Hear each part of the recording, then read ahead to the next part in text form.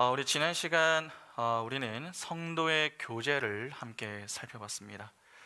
여러분, 성도의 교제에 핵심이 있는데 그 핵심이 무엇입니까?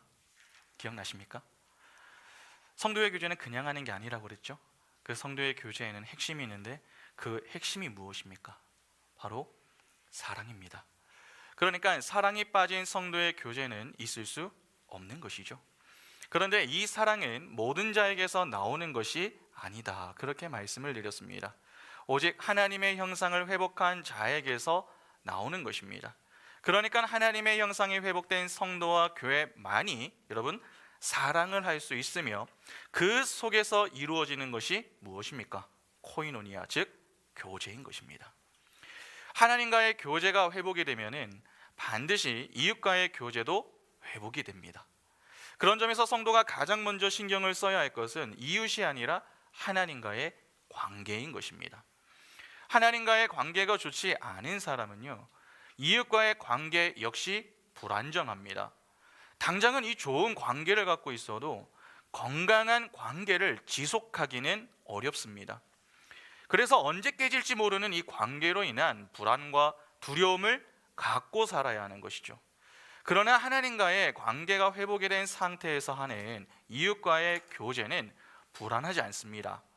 서로가 서로를 섬기고 헌신하기 때문에, 또 진리 안에서의 교제가 이루어지기 때문에 누구도 소외를 경험하거나 또 상처를 받지 않습니다.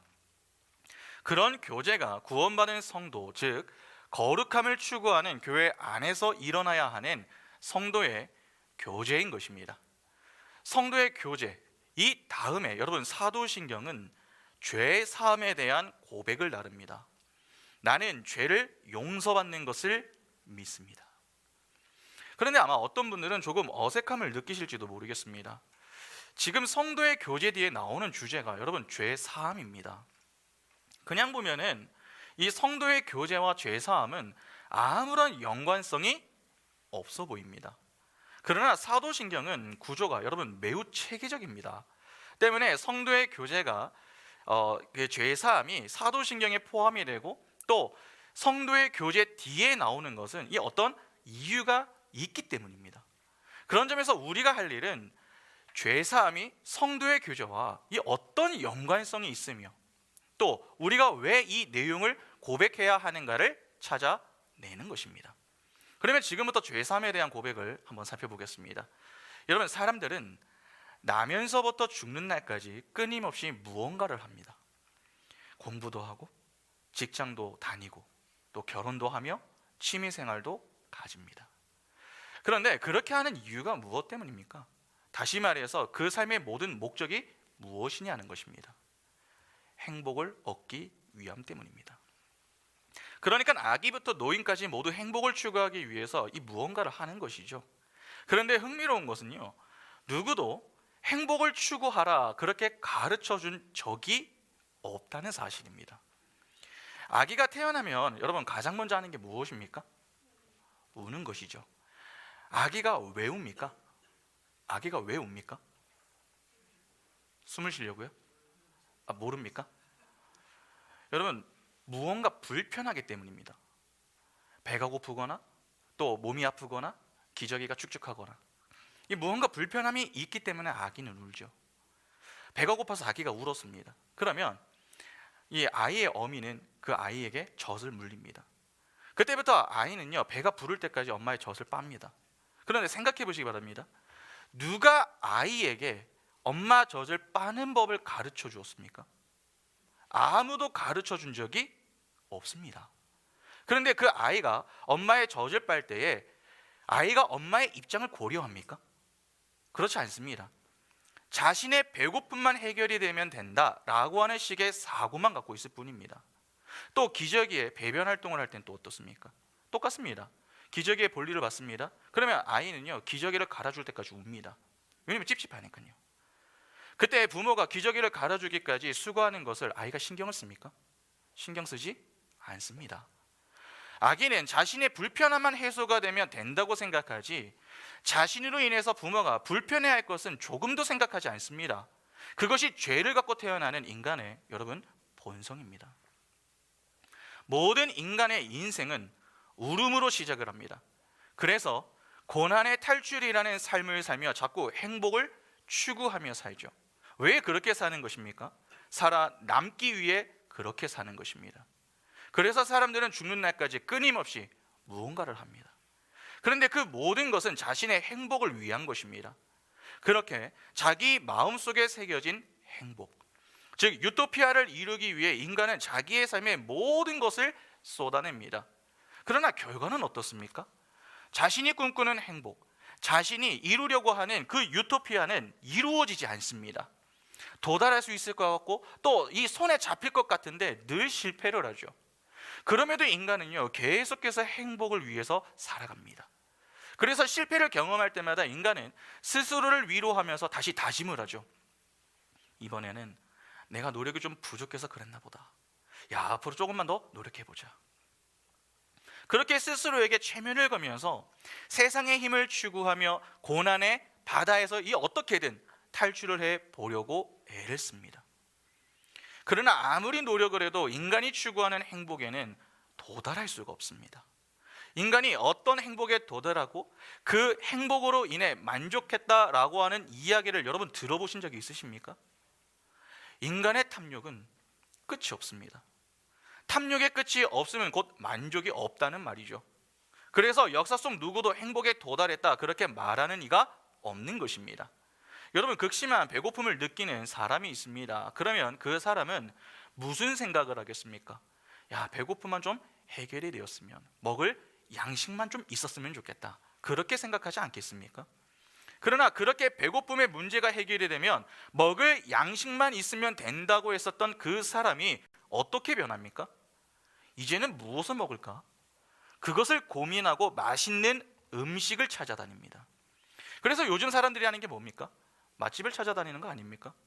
여러분, 왜 사람들이 맛집을 찾아다니는 것입니까?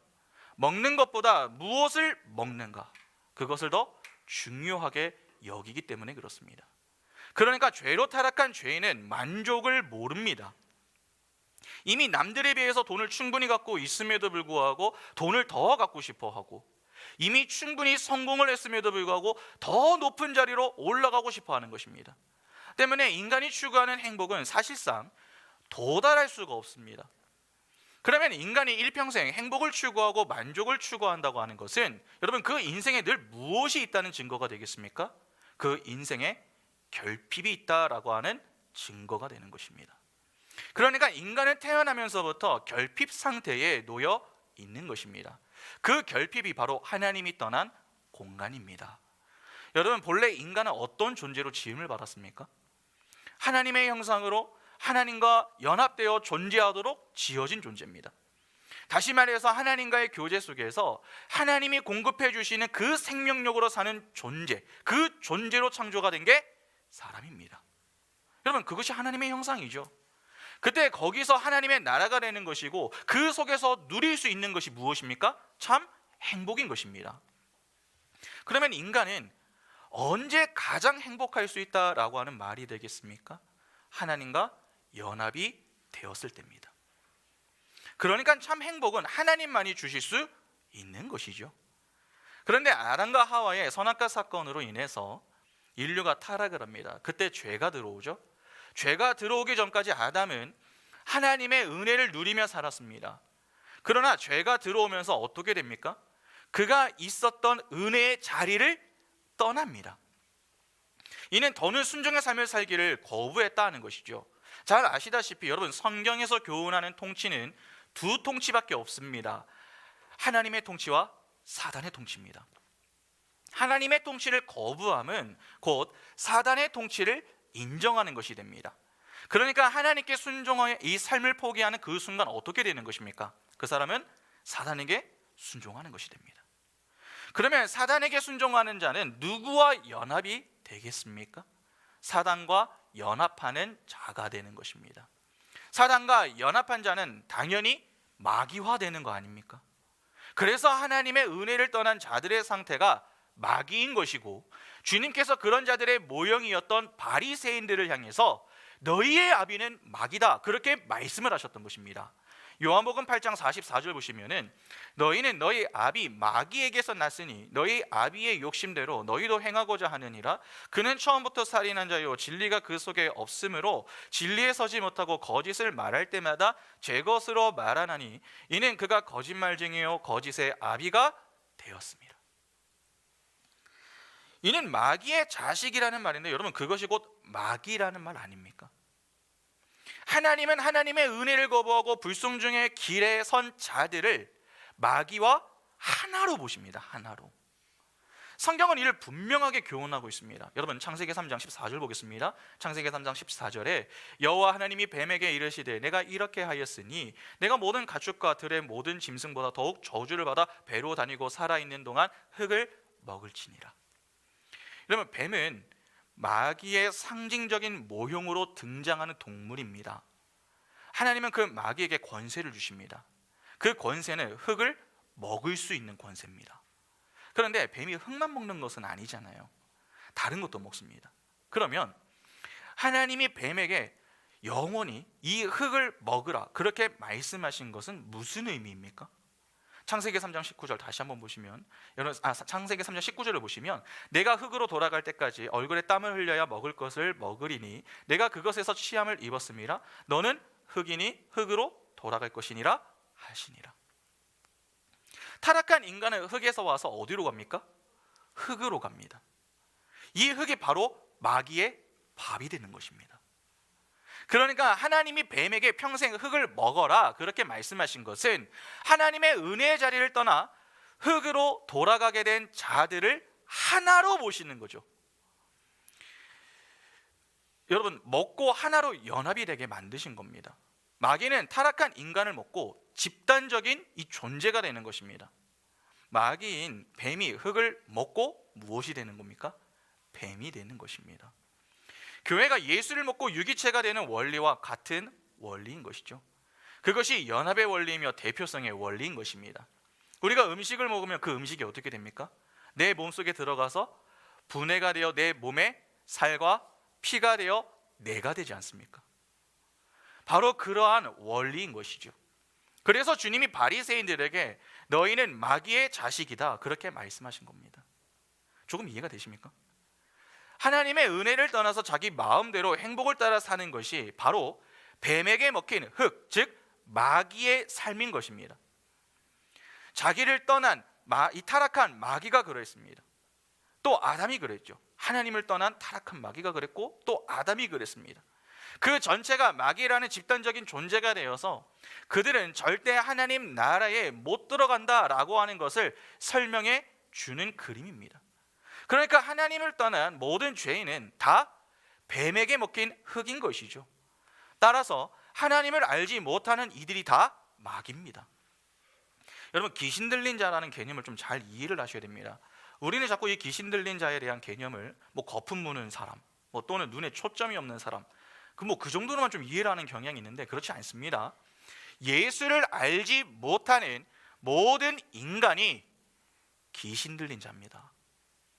흙에서 난 인간이 타락을 하고 하나님의 저주를 받아 다시 흙으로 돌아가는 것을 성경은 죽음이라고 이야기합니다. 창세기 2장 17절 보시면 선악을 알게 하는 나무의 열매는 먹지 말라 내가 먹는 날에는 반드시 죽으리라 하시니라.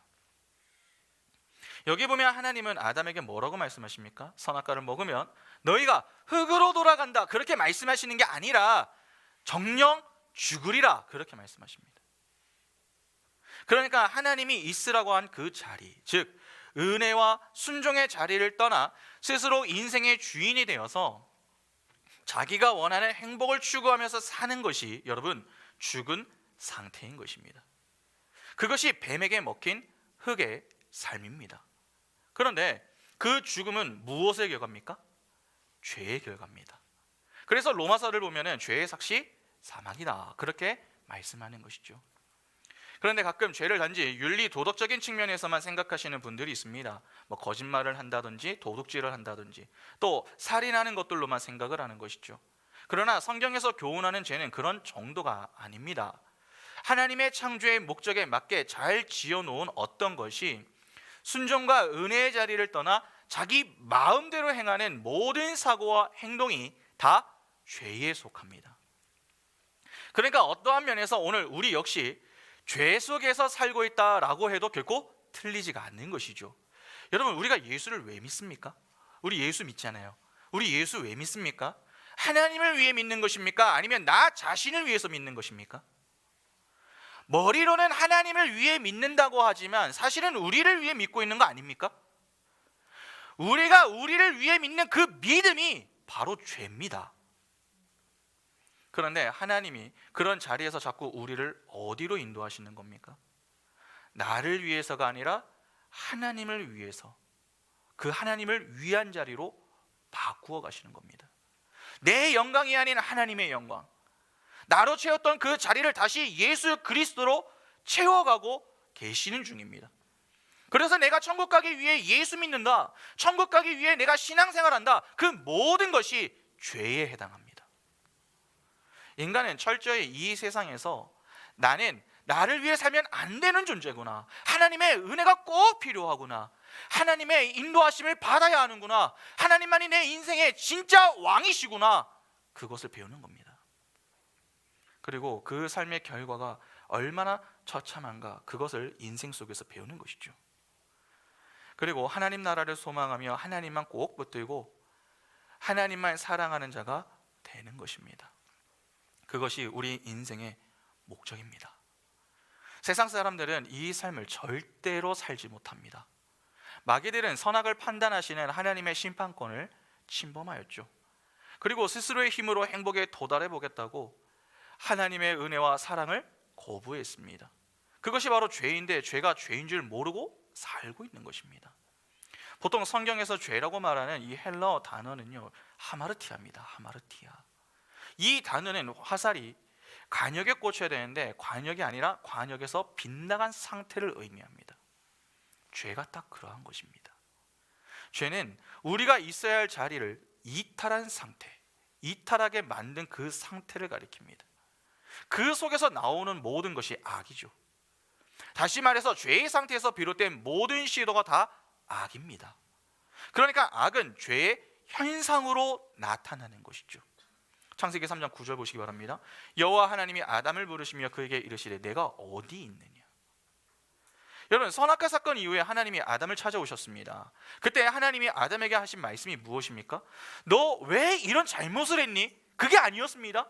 너가 어디에 있느냐. 왜 어디에 있는가를 물어보셨을까요? 하나님이 정말 그가 어디에 있는 줄 모르셨기 때문에 그렇게 물으신 겁니까? 그렇지 않습니다. 여러분, 하나님은 무소부재하신 분이십니다. 때문에 그분은 아담과 하와가 선악과를 따먹는 그 순간에도 그 자리에 계셨고 다 아셨습니다. 그러면 왜 하나님은 아담에게 어디에 있는가를 물으신 겁니까? 그가 있어야 할 자리가 아닌 엉뚱한 자리, 잘못된 자리, 즉 죄의 자리에 있음을 교훈하기 위해서입니다. 생각해 보시기 바랍니다. 여러분, 아담이 악을 행한 이유가 무엇 때문입니까? 그가 죄의 자리에 있었기 때문입니다. 이처럼 악이란 죄의 자리에서 생겨나는 것입니다. 그 악 때문에 인간 세상에 고난이 찾아왔죠. 부조화, 슬픔, 공허, 눈물, 질병 등 그 모든 것들이 다 악입니다. 거기에 은혜가 부어지지 않으면 지옥이 되는 것이죠. 그런 점에서 여러분, 죄인들이 모여서 사는 이 세상은 지옥이라고 말할 수 있습니다. 그러니까 우리는 이 땅에서 천국과 지옥을 함께 맛볼 수 있는 것이죠. 마귀는 자꾸 매력적인 것으로 우리를 매료시켜서 지옥을 못 보게 하는 것입니다. 그러나 여기에 불만 딱 보태지면 뭐가 되는 겁니까? 지옥이 되는 것입니다. 하나님이 일반 은총을 다 거두어 가시고 여기에 딱 불만 보태면 그냥 지옥이 되는 것이죠. 그런데 자꾸 이 지옥에서 대장이 되려고 하면 어떻게 되는 것입니까? 지옥에서 1등 하겠다, 지옥에서 성공하겠다, 지옥에서 행복하겠다. 여러분, 그게 무슨 의미가 있습니까? 세상 사람들이 다 지옥에서 행복과 만족을 추구하려고 합니다. 그러나 아무리 행복을 추구해도 행복하지가 않습니다. 왜 그런 줄 아십니까? 그래봐야 그곳이 지옥이기 때문에 그렇습니다. 우리는 이 지옥에서 대장이 되려고 해서는 안 됩니다. 하루빨리 그곳에서 나와야 하는 것이죠. 그런데 거기서 나오는 길이 무엇입니까? 나와 내 것만을 위해서 살았고 또 나에게 그런 능력이 있다고 믿으며 살던 이 세상의 원리를 비우는 것입니다. 더는 세상의 힘의 원리가 아니라 성경의 믿음의 원리를 추구하는 것이죠. 그것이 세상에서 나오는 삶입니다. 선악과 사건이 자기 주장을 보여주는 사건 아닙니까? 왜 내가 하나님의 말만 들어야 합니까? 그러면 여러분, 그와는 대척점의 삶, 대척점에 있는 그 삶이 무엇이겠습니까? 자기 부인의 삶입니다. 내가 하나님의 말만 듣겠습니다. 하나님은 바로 그 자리, 자기 주장의 자리에서 자기 부인의 자리로 우리를 끌고 가시는 것입니다.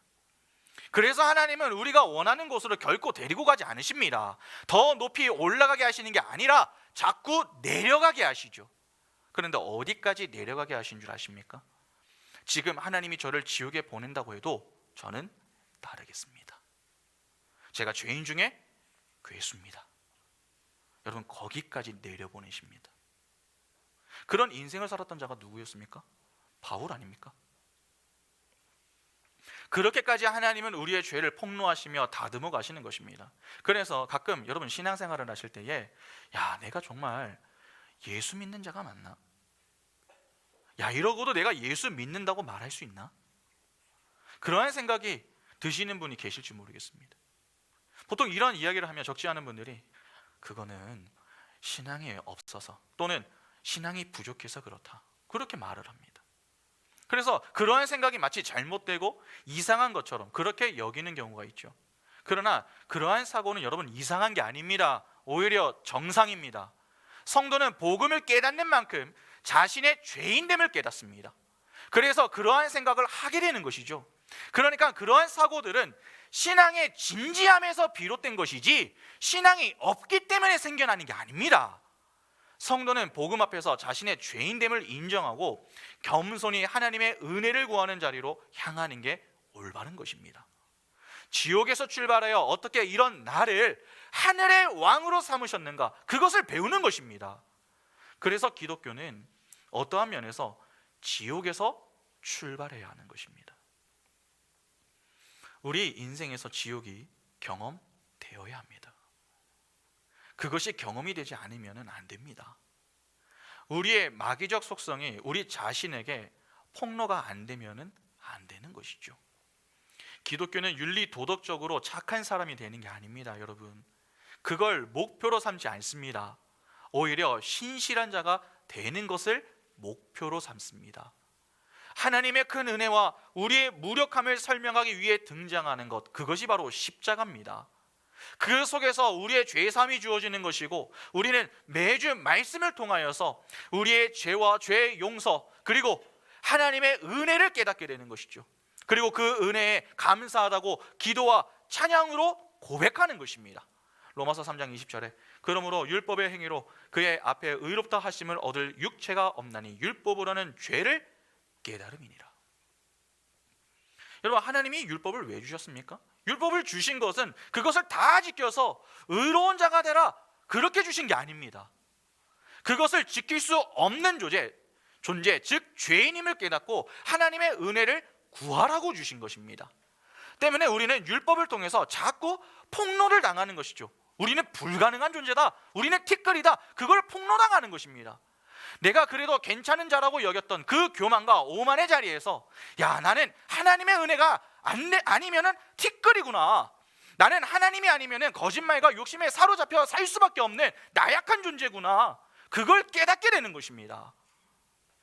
그 폭로 속에서 자기 부인이 나오는 것이며 예수의 삶이 나오게 되는 것입니다. 그래서 죄사함의 고백이 중요한 것이죠. 그러면 자연스럽게 우리는 궁금함이 듭니다. 죄사함에 대해서 우리는 무엇을 믿는 것입니까? 이에 대해서 하이델베르크 56문은 이렇게 답합니다. 그리스도께서 하나님의 의를 만족시켰기 때문에 하나님께서는 나의 모든 죄와 내가 일평생 싸워야 할 나의 죄악된 본성을 더 이상 기억하지 않으십니다.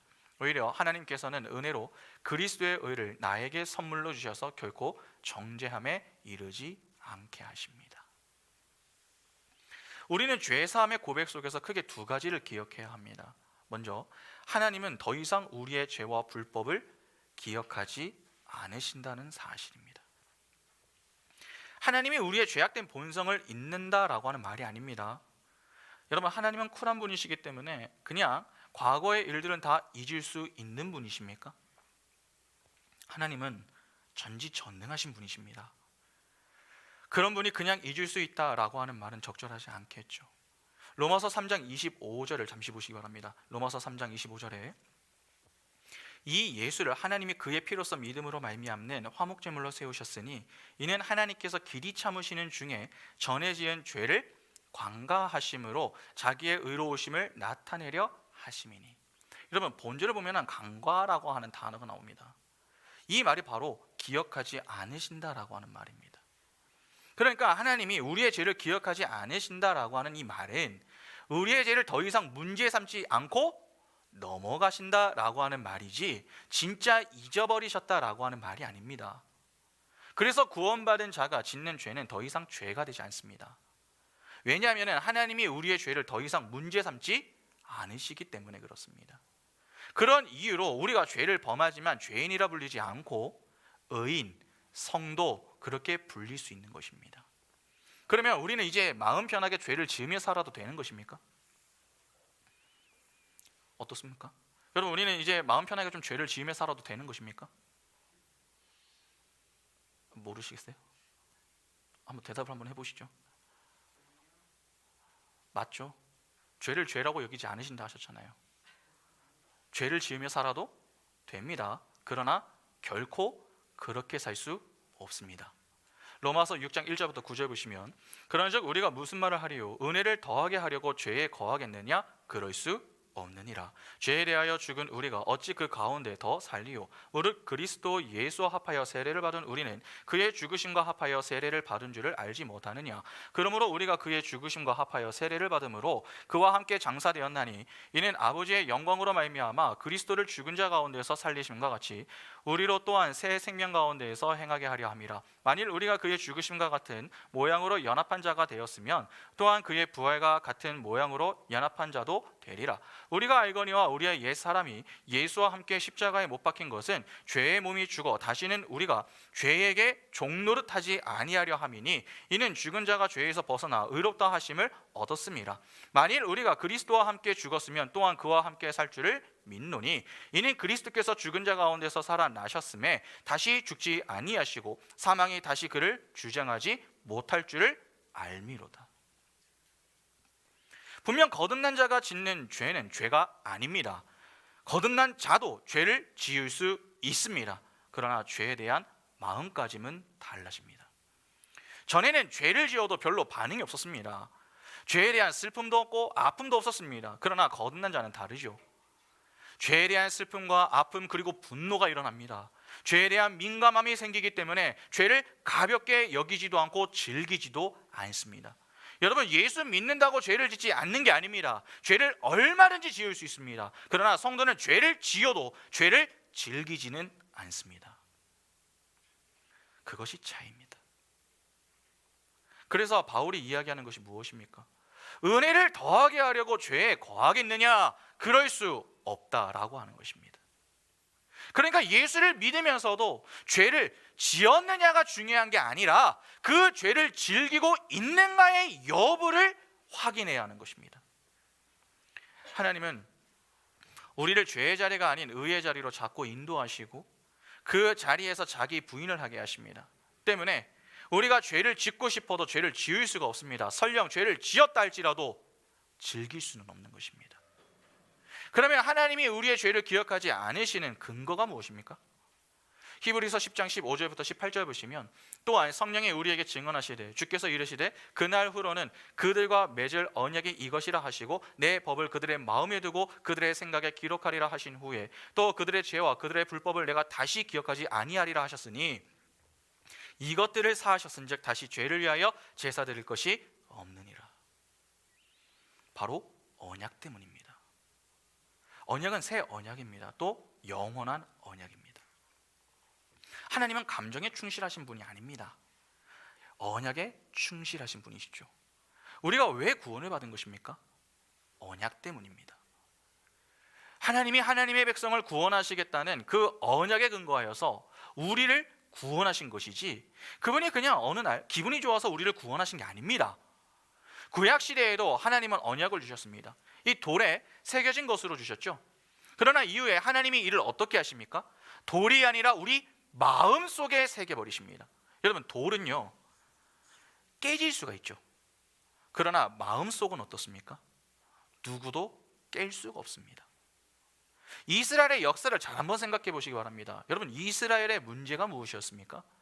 하나님의 약속이 없었던 게 아니라 그 주어진 약속을 제대로 믿지 못했던 것 아닙니까? 그래서 이스라엘은 그들의 역사 속에서 늘 하나님께 불순종했습니다. 그러니까 자꾸 언약을 파기하는 쪽에서 있었던 것이죠. 기본적으로 언약이라고 하는 것은 혼자서 노력해서 되는 게 아니라 쌍방이 함께 노력을 해야 됩니다. 그런데 한쪽은 지키려고 하고 또 다른 한쪽은 파기하려고 한다면 그 언약이 어떻게 성취가 될 수 있겠습니까? 성취가 될 수 없는 것입니다. 그러면 상식적으로 언약은 파괴가 되어야 하는 게 정상 아닙니까? 그러나 그 언약이 파괴되지 않은 이유가 무엇 때문입니까? 하나님이 그 언약을 파괴할 수 없도록 우리 속에 언약을 새겨버리셨기 때문에 그렇습니다.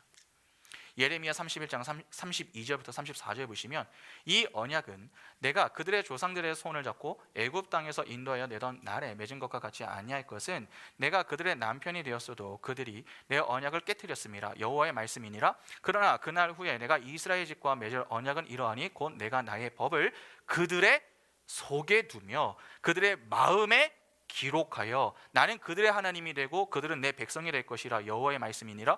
그들이 다시는 각기 이웃과 형제를 가리켜 이르기를 너는 여호와를 알라 하지 아니하리니 이는 작은 자로부터 큰 자까지 다 나를 알기 때문이라. 내가 그들의 악행을 사하고 다시는 그 죄를 기억하지 아니하리라 여호와의 말씀이니라. 히브리서 8장 10절에 또 주께서 이르시되 그날 후에 내가 이스라엘 집과 맺을 언약은 이것이니 내 법을 그들의 생각에 두고 그들의 마음에 이것을 기록하리라. 나는 그들의 하나님이 되고 그들은 내게 백성이 되리라. 하나님은 돌판에 새겼던 이 언약을 이제 우리 속에 새겨 놓으셨습니다. 이는 결코 하나님이 하신 언약은 실패가 될 수 없으며 반드시 하나님이 성취하실 것이란 그분의 강한 의지를 내보이신 것입니다. 그러니까 언약은 오직 하나님의 일방적인 은혜로 성취가 되는 것입니다. 여기서도 우리는 하나님의 은혜를 엿볼 수 있는 것이죠. 여러분, 우리는 우리의 힘으로 하나님을 잘 섬기겠다고 하지만 그 마음을 여러분 비우지 않는 이상 우리는 하나님을 잘 섬길 수가 없습니다. 우리는 하나님을 잘 섬기는 방법을 모릅니다. 내가 하나님을 잘 섬기겠다고 하는 것은 내 힘을 의지하는 것입니다. 그런 상태에서는 하나님을 잘 섬기는 게 아니라 반대로 향할 가능성이 매우 높습니다. 하나님의 의가 드러나지 않죠. 내 의가 드러나는 겁니다. 여러분, 적어도 이스라엘의 역사가 이를 잘 보여주는 거 아닙니까? 언약을 유지하고 성취하는데 우리가 할 일은 없습니다. 단 우리가 할 일이 있다면 그 언약을 반드시 이루시기 위하여서 일하시는 예수 그리스도, 또 끝내 성취하시는 예수 그리스도만을 의지하는 것입니다. 옛 이스라엘의 불순종으로 언약이 파괴되는가 했습니다. 그러나 하나님은 그의 아들 예수를 보내어서 언약을 회복시키셨죠. 옛 제사장이 자기 백성들을 위하여서 날마다 절기가 되면 성소에 들어가서 제사를 드렸습니다. 그러나 새 언약의 유일한 대제사장이신 예수 그리스도는 자신의 몸으로 영원한 제사를 드리셨습니다. 바로 그 예수 그리스도가 하나님의 의를 만족시킨 것입니다. 그래서 하나님이 예수와 함께 십자가에서 죽은 우리, 예수와 함께 부활한 우리의 죄악을 더는 기억하지 않으시는 것이죠. 하나님이 우리를 보실 때에 과거에 우리가 지었던 모든 죄와 현재 우리가 갖고 있는 본성을 기억하지 않을 수 없습니다. 아담의 자손은 우리의 죄악을 어떻게 잊을 수 있겠습니까? 다 기억하고 계십니다. 그러면 하나님은 극한 분노로 우리에게 진노를 하시게 됩니다. 그러나 그리스도께서 우리를 위해 만족하신 그 의 덕분에, 그리고 우리가 그 의에 연합된 자가 되었기 때문에 우리의 죄를 보고도 그냥 넘어가시는 것입니다. 그러니까 우리는 우리의 어떤 선한 행실 때문에 죄사함을 받는 게 아니라 오직 예수 그리스도로 인하여서 죄사함을 받는 것임을 기억할 필요가 있습니다. 하나님은 그리스도 때문에 우리를 용서하셨습니다. 따라서 우리는 그리스도 덕분에 죄사함을 얻게 됨을 반드시 기억해야 합니다. 하나님은 그리스도 때문에 우리 죄를 기억하지 않으시고 우리는 그리스도 덕분에 용서함을 받은 것입니다. 그런 점에서 우리는 죄에 대한 고백이 있어야 하는 것이죠. 그러나 중요한 게 있습니다.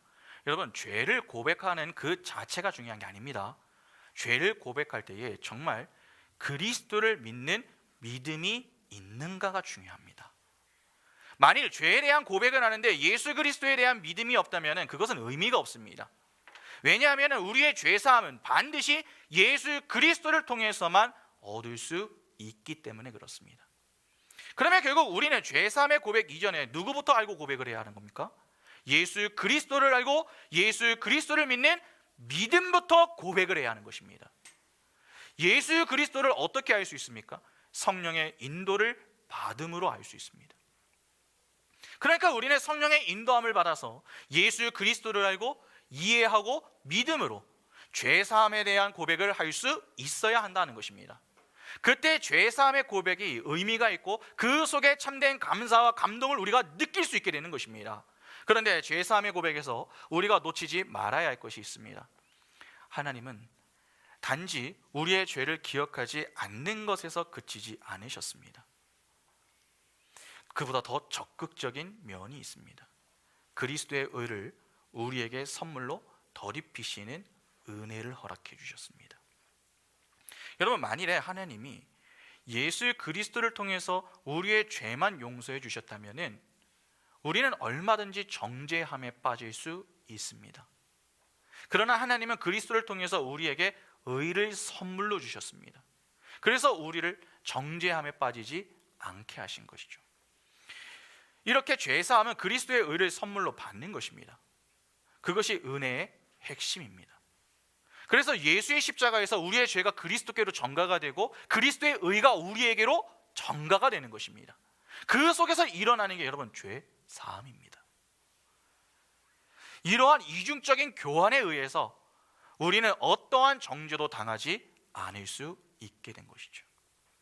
그러면 마지막으로 고민해 볼 문제는 이것입니다. 여러분, 죄 사함의 목적이 무엇인가 하는 것입니다. 시편 130편 3절부터 4절을 보시면 이렇게 말씀합니다.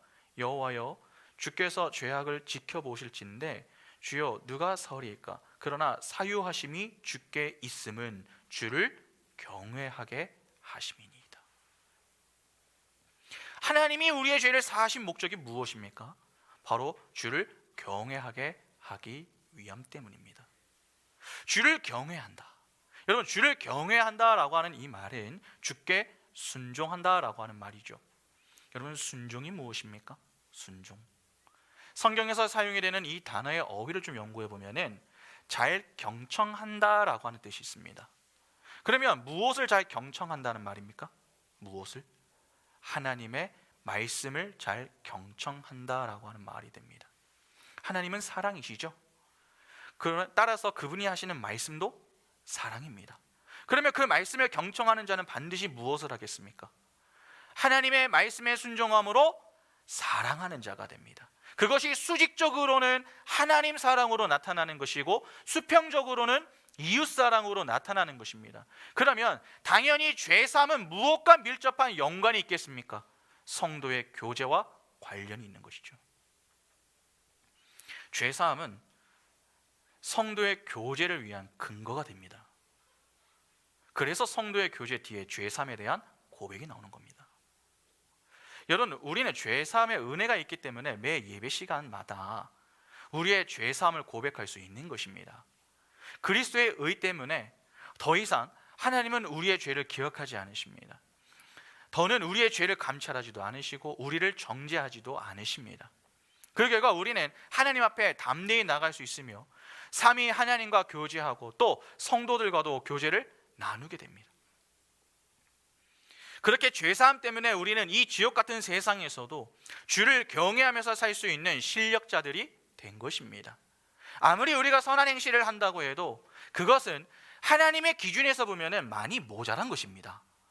그러나 죄사함의 은혜가 있기 때문에 그 모든 것을 예수 그리스도 안에서 보시기 때문에 우리의 모자란 선행까지도 하나님께서 기쁘게 보시는 겁니다. 우리에게 이러한 죄사함의 은혜가 있기에 우리가 하나님을 기쁘시게 해 드릴 수 있는 것입니다. 다시 말해서 하나님을 영화롭게 하는 일을 할 수 있게 되었다는 것이죠. 그 일에 우리의 행복이 있는 것이며 그것이 우리 인생의 목적이 되어야 하는 것입니다. 그런데 자꾸 하나님이 아닌 다른 것을 구한다면 어떻게 되는 것입니까? 하원아 똑바로 앉고. 자꾸 하나님 죄사함을 통해서 하나님을 더욱 경외하게 해달라 하는 그러한 간구가 아니라 이 땅에서 잘 먹고 잘 살게 해주세요, 자자손손 형통하게 해주세요, 그렇게만 간구하면 어떻게 되는 것입니까? 주님은 자꾸 우리의 옛사람을 죽여나가고 계시는데 나는 자꾸 살려주세요 여러분, 그러한 꼴밖에 되지 않습니다. 그런데 그것이 오늘날 교회의 현실이 되어버렸습니다. 그래서 교회마다 전부 하나님을 경외하자라고 하는 말은 하면서도 정작 자신의 행복을 추구하는 이기 집단이 되어가고 있는 것이죠. 아닙니다. 여러분, 그런 것은 교회가 아닙니다. 여러분, 우리 안에 하나님이 들어와 계십니다. 언약의 성취를 위하여 우리 마음속에 그 언약을 새겨버리셨습니다. 그래서 하나님은 그분의 은혜로 우리를 은혜의 왕노릇 하는 자로 만들어 가십니다. 이를 위해 자꾸 우리를 부인시켜 옛사람을 죽이십니다. 그 속에서 우리는 괴로울 수 있습니다. 우리의 죄인됨과 마귀적인 속성을 폭로당하게 됩니다. 이는 하나님이 우리를 부끄럽게 하시려고 하는 게 아닙니다. 우리를 정죄하기 위해 그렇게 하시는 것도 아닙니다. 오히려 겸손히 하나님의 은혜와 열심을 구하여 하나님을 경외하도록 하기 위해서 그렇게 하시는 겁니다. 우리가 할 일은 없습니다. 그냥 하나님이 끌고 가시는 곳에 믿음으로 순종하기만 하면 됩니다. 가라 하시면 가고 서라 하시면 서 있으면 됩니다. 우리는 계속해서 배워야 합니다. 아, 하나님의 은혜를 떠난 자들의 삶이 이런 거구나. 그렇게 고통을 받아내셔야 합니다. 여러분, 가끔 우리는 고통이 너무 싫어가지고 기도할 때 어떻게 기도합니까? 하나님, 빨리 좀 건져주세요. 이 문제에서 좀 빨리 건져주세요. 여러분, 그렇게 기도하지 않습니까? 그런데 한번 생각해 보시기 바랍니다. 우리는 이미 예수 그리스도 안에서 건짐을 받은 자들인데 무엇을 더 건져달라는 말입니까? 우리는 예수 그리스도 안에서 이미 건짐을 받은 자들입니다. 그럼에도 불구하고 하나님이 어떤 목적과 가르침을 위하여서 우리에게 고난을 주셨다면 그 고난 속에서 우리는 배워야 하는 것이죠. 오히려 그 고난을 잘 통과할 믿음을 달라고 기도하는 게 더 적절한 것입니다. 그런 자리까지 우리가 나아갈 수 있어야 하는 것이죠. 여러분, 쉽지 않습니다. 쉽지 않습니다. 그리고 자꾸 넘어지는 분들도 계실 것입니다. 내 마음대로 잘 되지 않을 수 있습니다. 그러나 낙담하지 마시기 바랍니다. 죽는 날까지 우리가 좋지 못한 모습이 계속된다 하더라도 마지막에 하나님, 저는 예수만 꼭 붙들겠습니다. 저를 좀 기억해 주세요. 그렇게 막판 뒤집기로 천국 가는 사람도 있습니다. 여러분, 예수와 함께 달렸던 죄수한 사람이 그렇게 해서 천국에 갔던 거 아닙니까? 그런 사람도 있는데 이미 죄의 용서를 받은 우리가 왜 걱정을 하며 왜 낙담을 합니까? 힘을 내시기 바랍니다. 하나님이 예수 그리스도 안에서 거듭난 우리의 죄를 더는 기억하지 않으십니다. 이제는 그분의 의를 우리에게 선물로 주셨습니다. 그리고 하나님을 경외하며 살아갈 수 있도록 우리 인생에 동행하시고 선하게 인도해주고 계십니다. 때문에 우리는 우리의 죄를 기억하지 않으시고 의를 선물로 주시며 영광의 삶을 살아가게 하시는 그 하나님만 바라보며 살기만 하면 되는 것입니다. 그렇게 하나님의 말씀에 믿음으로 순종하며 사는 것이 여러분, 죄 사함을 받은 우리의 인생이어야 하는 것입니다. 내가 예수 믿고 교회에서 얼마나 무엇을 많이 했는가, 그것은 중요하지 않습니다. 내가 잘해서 하나님이 영광을 받으시는 것이 아니라 하나님이 하라고 하시는 것에 순종을 할 때에 하나님은 영광을 받으십니다.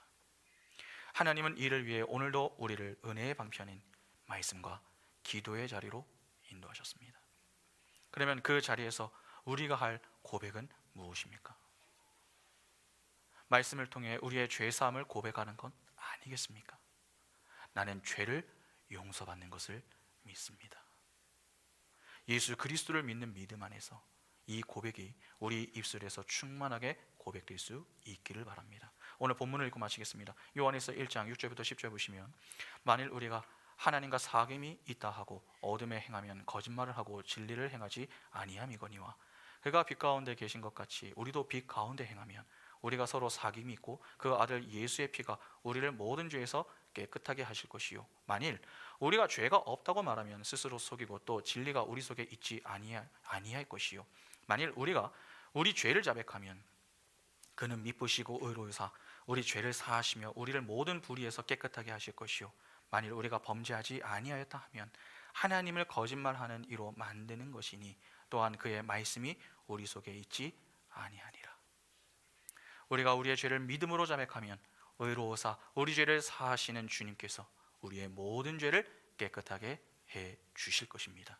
그 하나님만 소망하며 하나님을 경외하는 인생, 그것을 진짜 행복으로 여길 수 있는 그 복된 인생이 바로 오늘 우리 모두의 인생이 다 될 수 있기를 간절히 소망합니다. 함께 찬양하겠습니다.